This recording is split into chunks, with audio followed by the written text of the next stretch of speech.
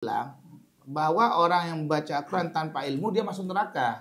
Bukan masuk ke neraka Ustaz ya, tapi lebih kepada kalau dia merasa Al-Qurannya sudah selesai, nggak mau belajar lagi padahal dia masih salah, itu masuk neraka Ustaz. Kenapa? Karena tadi Al-Fatihah itu bagian daripada rukun Ustaz. 1, 2, 4.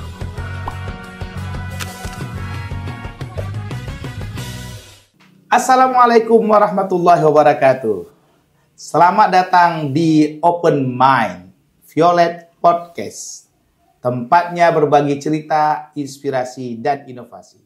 Di sini kita akan ngobrol banyak seputar Islam, seputar keilmuan, dan seputar hal-hal baru yang patut kita perbincangkan di sini.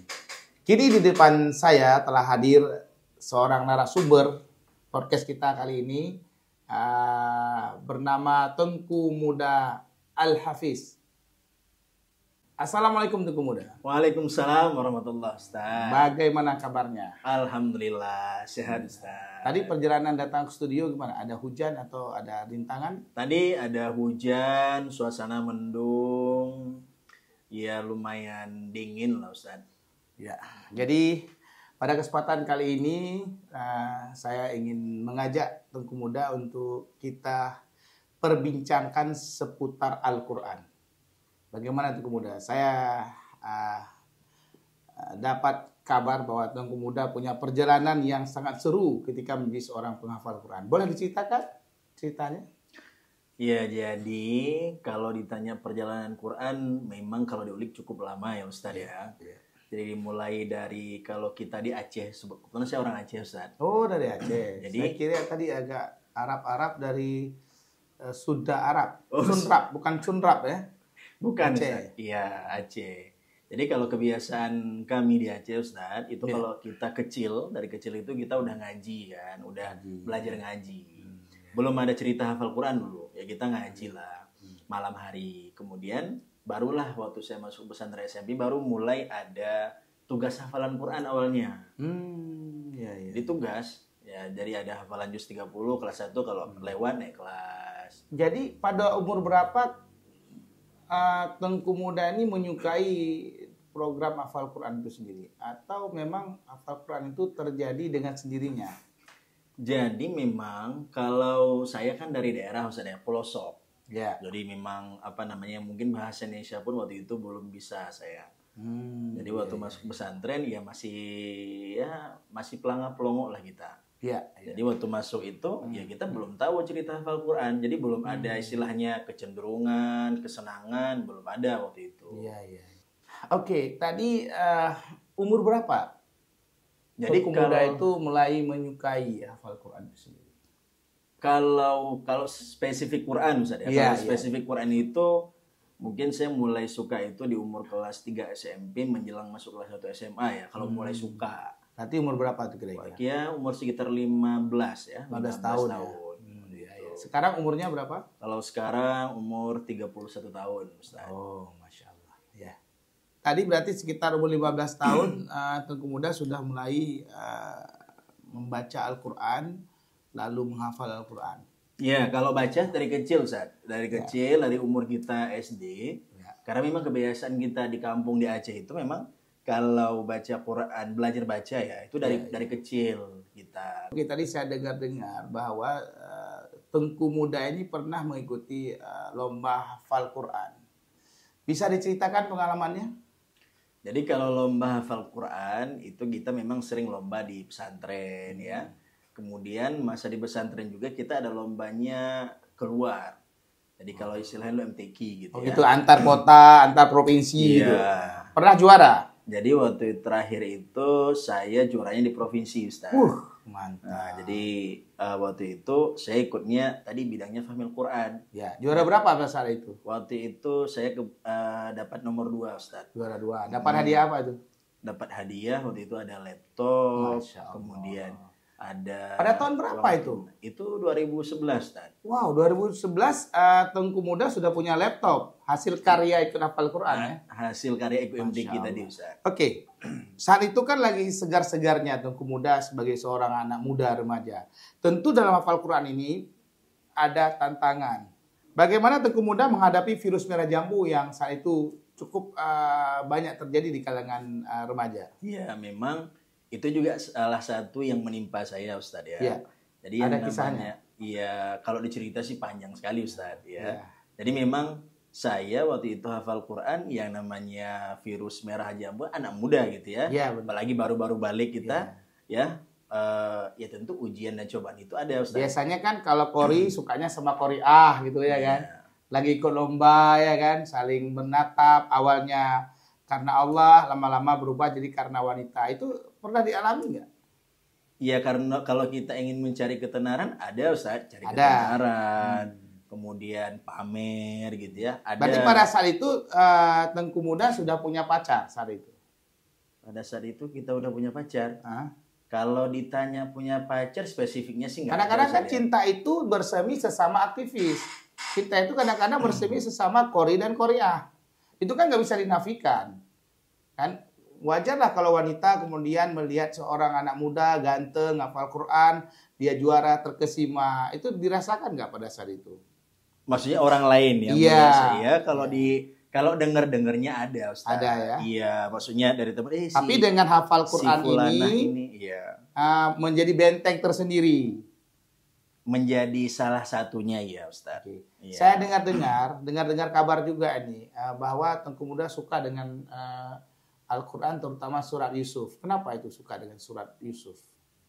Iya, dari sekian banyak surat, Ustaz ya. Iya, Ada 114 surat. Iya. Itu memang yang paling saya gemar itu Yusuf. Karena surat Yusuf itu kalau saya lihat namanya Yusuf, nama suratnya, dan ceritanya memang full cerita Nabi Yusuf.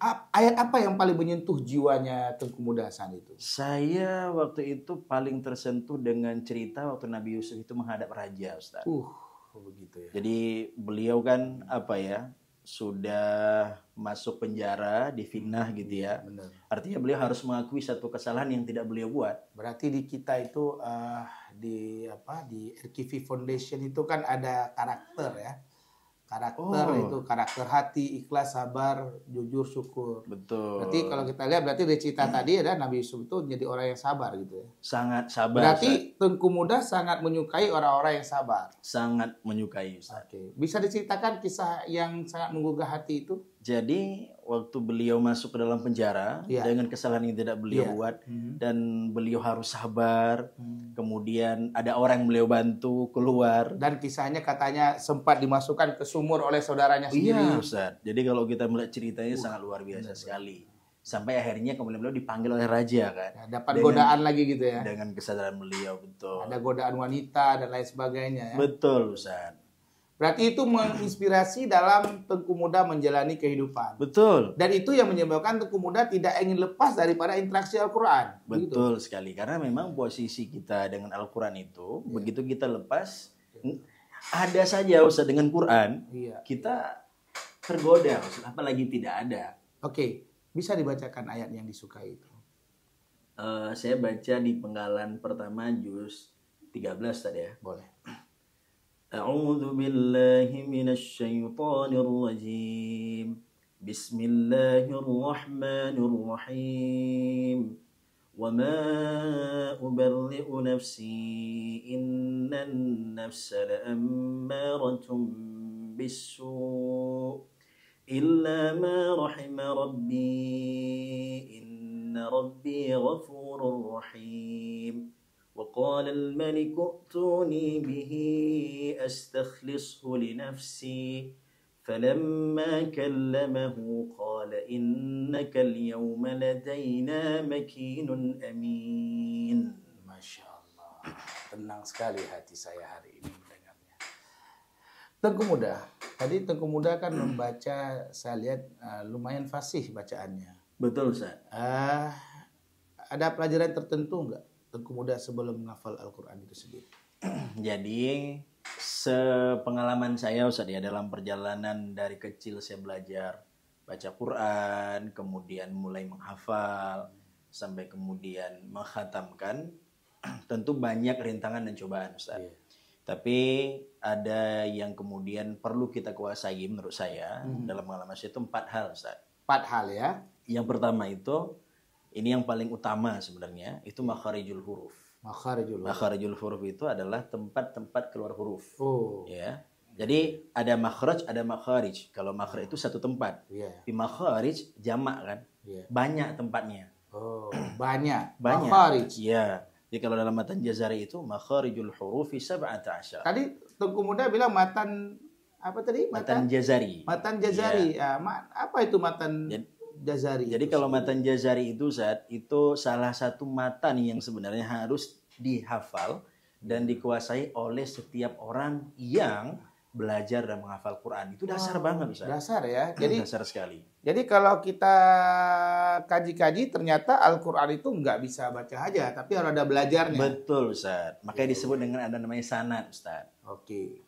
Oke, tadi ada cerita makharijul huruf. Ada makharijul huruf. Yang kedua? Yang kedua ada namanya sifatul huruf, Ustaz. Sifatul huruf. Ya, sifatul huruf ini itu ada yang dia sifatul huruf yang saling berlawanan. Sifat-sifat huruf ada yang dia tidak perlu satu sendiri dia. Berarti ada tempat keluar huruf. Betul. Ada sifatnya juga. Betul. Jadi huruf-huruf itu ada sifatnya. Ada sifatnya. Yang dimaksud huruf itu huruf apa sih? Huruf hijaiyah, Ustaz. Oh, huruf hijaiyah yang jumlahnya 28 tuh. Iya. Yang alif ba ta sa. Alif ba ta sa dan seterusnya. Terus yang ketiga apa? Yang ketiga yang perlu dipelajari juga namanya ahkamul mad, Ustaz. Hukum-hukum panjang. Ahkamul mad. Betul. Hukum-hukum panjang. Berarti dia panjang pendek itu mempengaruhi terhadap tatanan bacaan. Sangat mempengaruhi, Ustaz.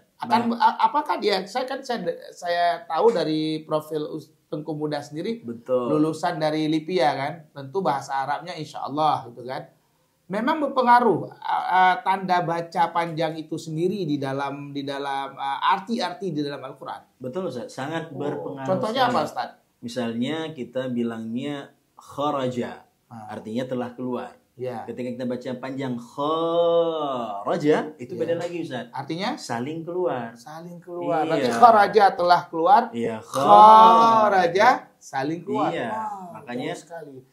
hati-hati sekali dalam kita memanjangkan dan memendekkan daripada bahasa Arab itu. Kalau begitu setiap anak muda itu dia wajib mempelajari serius Al-Quran.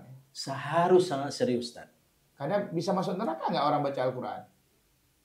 Bukan masuk ke neraka, Ustaz ya. Tapi lebih kepada kalau dia merasa Al-Qurannya sudah selesai, nggak mau belajar lagi padahal dia masih salah, itu masuk neraka, Ustaz. Kenapa? Karena tadi Al-Fatihah itu bagian daripada rukun, Ustaz. Jadi gini, ada yang bilang bahwa orang yang membaca Al-Quran tanpa ilmu dia masuk neraka. Iya betul, makanya tadi. Benar itu? Iya, karena salah bacanya. Berarti kalau begitu Al-Quran itu sendiri harus ada gurunya. Harus ada gurunya. Oh, Wajib saya ingat nih itu, kisah kisah malaikat Jibril dan Rasulullah ketika di Gua Hira. Betul. Ya kan ditalaki langsung kan. Betul. Ya Muhammad Iqra, ya kan? Gitu kan? Nah, bacalah, kan ditalaki itu. Iya. Fasahanya. Oke. Kembali lagi, tadi ada pertama makharijul huruf, Betul. yang kedua tadi apa Pak Ustaz? Sifatul huruf. Sifatul huruf, yang ketiga Ahkamul mad. ahkamul mad, yang keempat Gharaibul Quran. gharaibul Quran. Apa itu Gharaibul Quran itu hal-hal Ya. yang jarang ditemukan dalam bacaan semua Quran. Jadi misalnya kan kalau misalnya wakaf biasa ya di setiap Iya, di iya. setiap penggalan kita bisa wakaf. Iya. Tapi kalau Gharaibul Quran ini hanya sesekali didapat. Misalnya contoh sakta. Sakta. Ya. Kayak baca kalla bal rana ala. Ya, ada seperti berhenti sejenak gitu ada ya. sakta, ada wasal. Kalau dia gitu. baca sakalla barra nggak boleh gitu. Boleh di bacaan yang lain, Ustaz. Maksudnya kalau riwayat kita misalnya yang hafaz itu, Ya, ya, hafaz, yang ya. salah satu dari Ya. 10 itu, Ya. itu tadi dia saktah. Ini menarik. Jadi sebenarnya dasar-dasar di samping kita telah belajar Al-Quran, maka kita kuasai 4 hal tadi. Betul. Makharijul huruf, Sifatul sifatul huruf, kemudian Ahkamul mad, ahkamul mad, dan Gharaibul Quran. gharaibul Quran. Kalau ini saja udah dikuasai, bacaannya akan lebih jauh lebih baik. Akan jauh lebih baik. Berarti memang fase dalam orang menghafal Quran itu seharusnya dia menguasai ini dulu ya. hukum-hukumnya. Betul. Nah, oke. Dan itu Tengku Mulyanda tahu kapan itu? Itu. Kejadian kok ingin berubah cara menghafalnya. Nah, jadi kalau dulu kita di pesantren, itu kan hanya hafal ya Ustaz. Hafal, setoran, Ya. murajaah. Tidak ada fase khusus di mana ada seorang guru menjelaskan bla bla bla tentang hafal Quran dan seterusnya. Ya, Lalulah kemudian ketika saya masuk di kampus, Iya. jadi mahasiswa, baru saya mulai belajar itu. Oke, Iya. pertanyaannya begini. Ada tidak perbedaan antara ketika menghafal Quran tanpa belajar hukum dengan menghafal Quran pakai hukum? Beda, Yang dirasa? Ustaz. Beda, sangat beda. Apa bedanya? Jadi, kalau misalnya kita belajar Quran dengan memakai hukum, Ya. kita lebih paham, lebih tahu, lebih bisa merasakan, Dan itu lebih melekat hafalan. lebih melekat, ya. Karena kan menghafal dengan feel, dengan ruh, dengan rasa, itu tentu berbeda dengan hanya sekedar menghafal, kemudian hanya sekedar setoran, ya. Itu sangat berbeda, Ustaz. Oke, Gitu. saya ingin bertanya. Ini kan akhir-akhir ini banyak orang gemar menghafal Al-Quran, tapi bacaannya salah. Betul. Itu menurut pendapat Ustadz, dia masuk pada hukum dosa atau hukum tidak dosa? Nah, ini sebenarnya ada dua saya kalau cerita seperti ini. Ya, Ada yang pertama, ada orang yang dia terus belajar tapi masih salah. Maka itu sama dengan hadis Rasulullah, "Walladzi yaqra'ul Qur'an wa yata'ta' bihi." Itu dan orang yang belajar Quran tapi dia masih terbata-bata, Ya. falahu ajran, dia mendapatkan 2 pahala malah, Ustaz. Masya Allah. Ya, yang pertama pahala dia bersusah payah, Ya, yang kedua pahala belajarnya, Ustaz. ya. Tapi kalau dia udah bagus bacaannya dan makin terus belajar, maka nanti dia pahalanya al-mahiru bil Quran ma'as-safarin kiramil bararah, bersama Masya malaikat yang mulia. Masya Allah. Orang-orang Ini yang menarik tadi- ini.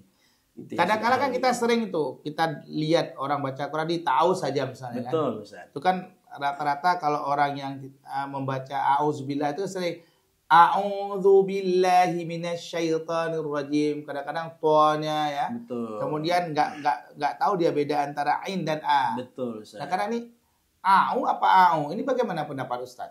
Iya, jadi memang tadi Ustaz, waktu di awal itu harus betul-betul belajar tentang makharijul huruf itu. Makharijul huruf. Iya, jadi kan makharijul huruf itu kan ada 5 Ustaz ya. Iya. Ada al-jauf, alif wawiyah, kemudian ada halq, ya, tenggorokan. Halqi. Kemudian ada syafatain masuknya, kemudian ada lisan, Iya. kemudian ada khayshum. 5 hal itu yang dasar sekali tentang makharijul huruf harus dikuasai dengan baik, Ustaz. Supaya tidak kejadian seperti tadi itu. Iya. Jangan a'u dibaca au misalnya, Iya. atau a'u misalnya. Iya. Nah, itu kenapa terjadinya tadi? Karena dia tidak menguasai betul di awal tentang makharijul huruf. Seharusnya belajar makharijul huruf ini dari 4 unsur tadi itu di awal kayaknya. Betul, Ustaz. Di awal Di sekali. awal waktu Betul. dia belajar. Kita kan sering ya kalau dulu kan kalau zaman saya itu dulu saya ngajinya pakai Abu Tausi Jaihaku Daudi. Iya. Anakum banakum. Oh. Nah, saya masih zaman itu tuh. Iya, iya, Nah, iya. metode Baghdadi namanya, Oh, ya kan? oke. Tapi yang kemudian masuk ke fase metode Iqra. Tapi saya lihat ada satu yang terlupakan saya lihat. Tadi yang Ustadz bilang makharijul huruf sehingga bacaannya menjadi banyak sekali huruf-huruf itu tidak bisa dibedakan. Betul. Benar ya? Seperti huruf alif dengan ain itu kan seharusnya tempat keluarnya aja beda. Bagaimana Iya. pendapat Ustadz? Iya, jadi kalau ya betul Ustaz, betul yang Ustaz bilang tadi. Kebanyakan kadang kita itu duluan belajar hukum daripada dia belajar makharijul huruf itu sendiri. Iya, iya. Kamu Berarti pernah di dengar situ kan? tuh kata kuncinya. Idgham, ikhfa. Ya, benar. Jadi Saya kita hafal lebih tuh. tahu dulu Mimi idgham, gitu ikhfa, ya, betul. Padahal harusnya itu makharijul huruf dulu yang dikuasai. Makharijul huruf dulu Iya, baru hukum. Betul. Ini tempat keluarnya. Iya. Jadi Sering kan pengucapan itu huruf. kita juga sering lihat tentang huruf dha dan za itu. Iya. Sering salah itu. Jadi ya kalau sering salah itu Ustaz, zal sama dha itu sering. Padahal dia satu makhraj loh Ustaz. Iya. Tapi begitu diucapkan ada yang tipis dan ada yang tebal. Beda saja, berubah hurufnya, berubah maknanya Ustaz. Itu yang bahayanya Iya. Ustaz. Misalnya di yang saya lihat itu di apa ya di surat Al-Fatihah. Sering orang baca waladhdallin, Oh, lari ke huruf lam di situ. iya. Itu bagaimana? Coba bisa nggak Ustaz contohkan suratul Fatihah di ujung itu coba. Iya. Itu yang benarnya gimana Pak Ustaz? Jadi kalau yang di ujung Ustaz ya, ghairil maghdubi alaihim waladdallin. Nah, dhad itu Ustaz sering itu walad do bisa jadi berubah jadi dal Ustaz sering kadang-kadang ya. Atau dia berubahnya jadi o Ustaz walad dolin itu berubah juga. Iya. Padahal dalam bahasa Arab tidak ada huruf o Ustaz. Nah, kan dia barisnya hanya 3 Ustaz kalau harokat Ustaz ya. Iya. Ya dhammah, kalau nggak dhammah ya fathah, kalau nggak fathah ya kasrah Ustaz. Berarti salah satu pelajaran besar pada podcast kita kali ini, masyarakat Indonesia ini perlu belajar ulang. Betul, Ustaz. Nah, jadi jangankan orang Indonesia, Ustaz, orang Arab aja perlu belajar, Ustaz. begitu ya, orang Iya. Arab juga harus belajar. Orang Arab aja perlu belajar, Berarti, Ustaz. mensosialisasikan tahsin ini penting. Sangat penting, Ustaz. Sangat penting. Iya. Berarti tidak ada salahnya kalau dari awal kita itu langsung belajar mengenal huruf dan makhraj huruf. Betul. Nanti baru belajar sifatnya. Betul, Ustaz. Oh iya baik. Baiklah sahabat podcast Violet yang berbahagia. Tadi kita sudah berbincang dengan salah satu narasumber kita yang memang praktisi di bidang Quran, khususnya hafal Quran.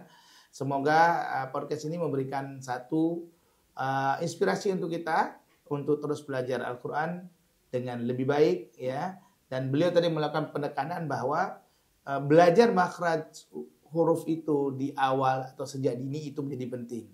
Ada closing statement dari Ustadz? Ya, jadi Ustadz, dalam kita belajar Al-Quran itu perlu kita perhatikan yang paling dasar sekali. Karena dasar inilah nanti yang akan membentuk kita dalam belajar untuk tahap selanjutnya. Apalagi nanti ketika menghafal, belum lagi kita memahami maknanya. Maka awal yang tadi saya katakan tentang makharijul huruf, sifatul huruf, ahkamul mad, dan juga gharaibul Quran itu betul-betul kita pelajari di awal. Termasuk tadi hafal matan yang sangat dasar. Ada yang matan jazari misalnya, kemudian ada matan tuhfah yang sangat-sangat dasar, Ustaz. Jadi kalau misalnya orang yang belajar Quran sebenarnya itu sudah dihafal sejak kecil, Ustaz. Dua matan itu kan dasar sekali. Matan apa tadi? Matan jazari dan matan tuhfah namanya. Nah, matan itu apa artinya? Kalau matan itu artinya dari banyaknya penjelasan itu dikumpulkan jadi satu penggalan yang mudah dihafal. Sahabat podcast, kita akan lanjutkan pada podcast selanjutnya. Sepertinya sangat seru. Kita akan mengupas lagi nanti ada matan, ada matan bajari tadi, ya, Jazari, jazari ya, yeah. Matan jazari dan matan tutfah dan lain-lain. Terima kasih sudah mendengarkan episode kali ini di Open the Mind, Violet Podcast. Semoga memberikan cerita, inspirasi dan ide baru bagi kita semuanya dalam pembahasan kali ini dan membuka pintu kreativitas untuk kita semuanya. Jangan lupa untuk subscribe, like, and share supaya kita terus bisa berbagi kebahagiaan dan ilmu tentunya di Violet Podcast. Sampai jumpa di episode berikutnya. Tetap semangat dan terus berbagi. Wassalamualaikum warahmatullahi wabarakatuh.